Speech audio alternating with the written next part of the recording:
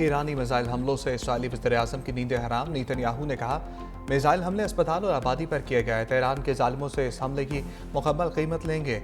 Israeli वज़ीर दिफा COTS की भी धमकियां। कहा, ईरान के सुप्रीम लीडर को मजीद जिंदा रहने की इजाज़त नहीं दे सकते। खामनाई बंकर में बैठकर अवाम पर हमले करवा रहे हैं। ईरानी सुप्रीम लीडर की हुकूमत को तहस नहस कर देंगे। खामनाई को उनके जराइम के लिए जवाबदेह ठहराया जाएगा। हमले का बदला लेंगे।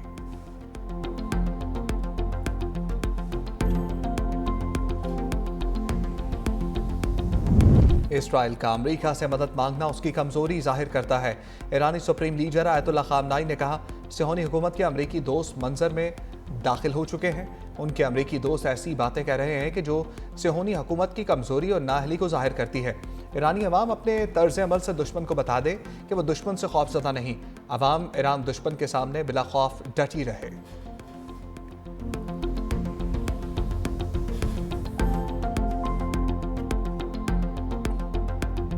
इसराइल के ईरान पर हमले जारी। नतंज, अस्फहान और अरवाक की जौहरी तनसीबात को निशाना बनाया।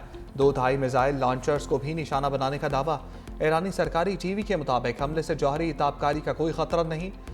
इलाका पहले ही खाली करा लिया गया था।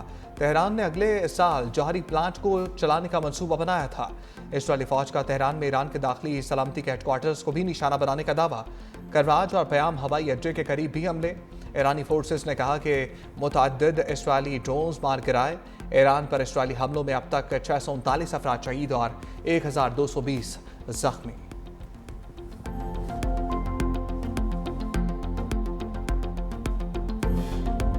ईरान का इसराइल पर 15वां बड़ा हमला। पहली बार भारी और तवील फासले तक मार करने वाले सजील मिसाइल बरसाए। सहराए नकब समेत 4 इलाकों में 6 बैलिस्टिक मिसाइल दाखिल। इसराइल का दिफाई निज़ाम मुकम्मल तौर पर नाकाम। बेरशेवा में सबसे बड़े सेहूनी अस्पताल सोरोका की बिल्डिंग को नुकसान पहुंचा। अस्पताल के करीब वाक़ इसराइली फौज के इंटेलिजेंस बेस्ड हेडक्वार्टर को भी निशाना बनाने का दावा। तल अवीव की स्टॉक एक्सचेंज इमारत और होलॉन शहर भी मिसाइलों की जद में आया।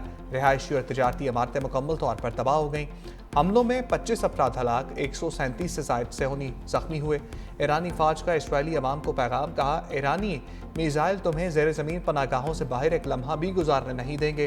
कई दिन हो चुके तुम लोगों ने सूरज की रोशनी नहीं देखी। सायरन की आवाज़ अब एक लम्हे को भी खामोश नहीं होगी। पाकिस्तान इनकलाब का हमलों की शिद्दत में मजीद इजाफे का ऐलान।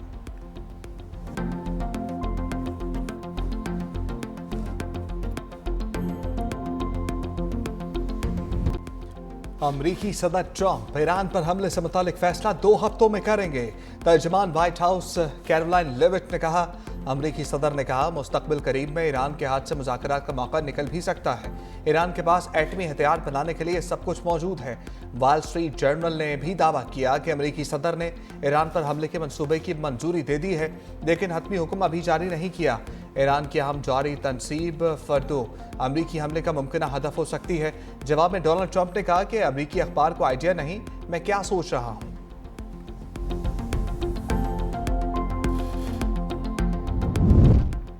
ईरान इसराइल जंग रोकने की कोशिशें। अक़वाम मुत्तहिदा की सलामती कौंसिल का इजलास आज होगा। सलामती कौंसिल का इजलास बुलाने की दरख्वास्त ईरान ने की थी। ईरानी दरख्वास्त की पाकिस्तान, चीन और रूस ने भी हमायत की। यूरोपीय वज़ीर ख़ारजा भी जनेवा में ईरान के साथ जौहरी मामले पर मुज़ाकरात करेंगे।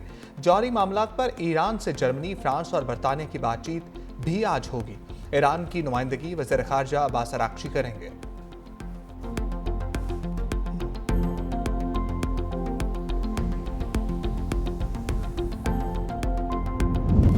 IAEA ने जौहरी तनसीबात पर हमले को आलमी क़वानीन की खिलाफ वर्जी करार दिया। कहा, ईरान के एटमी हथियार बनाने का इसराइल और अमेरिका का दावा भी झूठा साबित हो गया है। IAEA के सरबराह ने ईरान की जानिब से एटमी हथियार बनाने की तरदीद की। इंटरनेशनल एटॉमिक एनर्जी एजेंसी के सरबराह राफेल ग्रोसी ने कहा, ईरान एटमी हथियार बनाने की कोशिश नहीं कर रहा था। 60% यूरेनियम अफसुदा करने पर शुबहात थे, लेकिन हमने कभी नहीं कहा कि ईरान एटमी हथियार बना रहा है।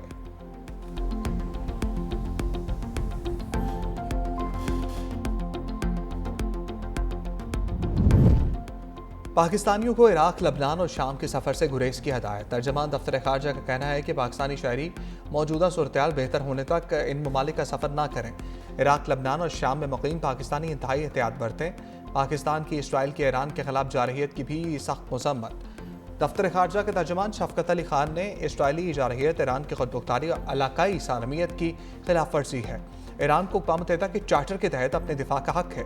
इसराइली जारहियत से खित्ते में कशीदगी बढ़ रही है। मशरिक़ वस्ता के अमन व इस्तेहकाम के लिए दोनों ममालिक में सीज़ फायर लाज़मी है। पाकिस्तान का बैनुल अक़वामी दुनिया से ईरान इसराइल जंग रोकने का मुतालबा।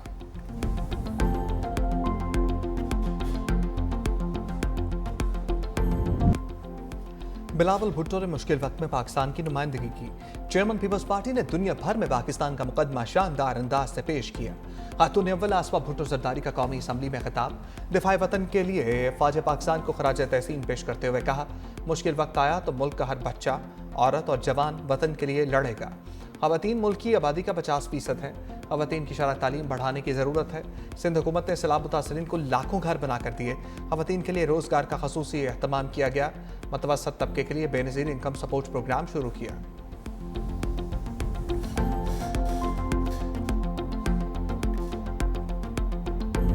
पाकिस्तान को खोलकर ईरान के साथ खड़ा हो जाना चाहिए। अक़वाम मुत्तहिदा ताकतवर मुल्कों की लॉन्ड्री है। मौलाना फजल रहमान का कौमी असम्बली में खिताब। कहा, ईरान अगर इसराइल को जवाब दे रहा है तो उसके हाथ रोके जाते हैं। इसराइल को खुली छुट्टी दी गई है। हम ईरान के साथ खड़े हैं। यहूद और हनूद एक हैं, ये एक दूसरे के इत्तेहादी हैं। ये भी कहा, जायज़ निकाह के लिए मुश्किलात पैदा की जा रही हैं। ऐसी कानून साजियाँ की गई जिसकी आइन इजाज़त नहीं देता। हुकूमत को जो बात पसंद नहीं आती तो अपोजिशन की आवाज़ बंद कर देती है।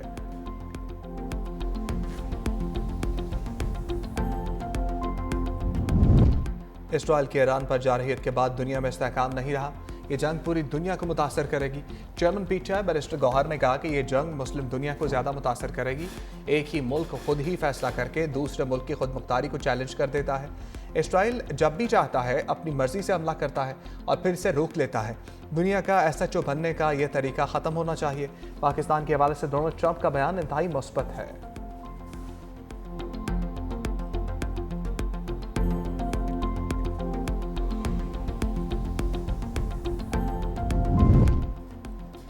नायब वज़ीर आज़म इसहाक़ डार से MKM वफ़द की मुलाकात। वफ़द में डॉक्टर खालिद मकबूल सदीकी, फारूक सत्तार, अमीनुल हक, जावेद हनीफ शामिल। तरक्याती बजट, हल्का जाती मसाइल और सियासी अमूर पर गुफ्तगू। इसहाक़ डार ने MKM के तहफ़्फ़ुज़ात दूर करने की यकीन दहानी कराई। कहा, तहफ़्फ़ुज़ात बाहमी ताउन के जज्बे से हल किए जाएंगे।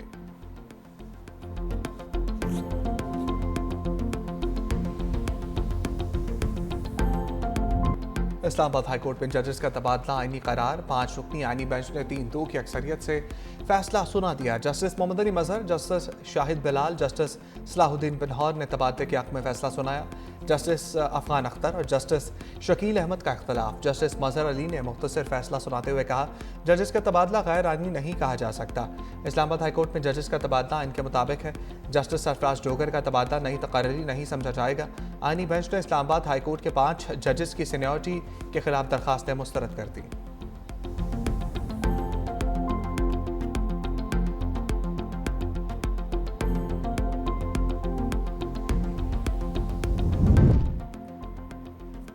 हर दौर में कोई ना कोई सियासी जमात बेनिफिशरी होती है। मखसूस नशस्तें। नजरसानी केस में जस्टिस जमाल मंदोखेल के रिमार्क। सलमान अकरम राजा से मुकालमे में जस्टिस जमाल मंदोखेल ने कहा, मेचोर सियासी जमातें गैर यकीनी सूरत-ए-हाल का मुकाबला करती हैं। जज मुस्लिहीन नहीं हो सकते। ये काम सियासी जमातों का है। जस्टिस मोहम्मद अली मजहर ने सवाल उठाया कि मखसूस नशस्तें खाली ना रखे जाने पर कोई आईनी पाबंदी है। जस्टिस नईम अख्तर अफगान ने पूछा, क्या कोई अदालत किसी उम्मीदवार और सियासी जमात के छोड़े गए खला को पुर कर सकती है? मजीद समाअत कल तक मुलतवी।